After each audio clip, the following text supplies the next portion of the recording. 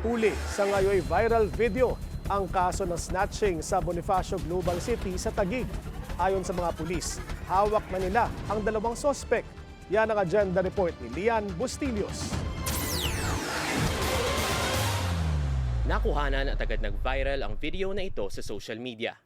Makikita sa video ang isang lalaking naka-backpack at binuksan ang backseat ng sasakyan. Maya-maya pa, dalawang lalaki ang dumaan sa kanyang likod. Ang isa, lumapit sa naka-backpack at sabay pa simpleng dumukot sa bulsa ng bag ng naka-backpack. Hindi naramdaman ng biktima na ninanakawan na pala siya. Nakasaad sa caption ng viral video na nangyari ang snatching sa BGC nitong January 5. Kinumpirma ng Taguig City Police Station na nahuli na ang mga suspect. Kinilala sila bilang si June Marcel Devar at John Michael Mendoza.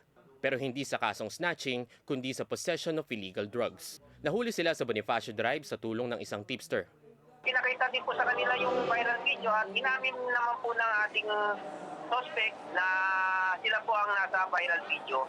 Muli namang pinaaalalahanan ng Taguig City Police Station ang mga residente at mga namamasyal sa BGC na mag-ingat sa mga mandurukot. Kasabay nito ay ang ipapatupad na mas mahigpit na pagbabantay ng mga pulis sa lugar. Para sa agenda, Lian Bustillos, Billionaire News Channel.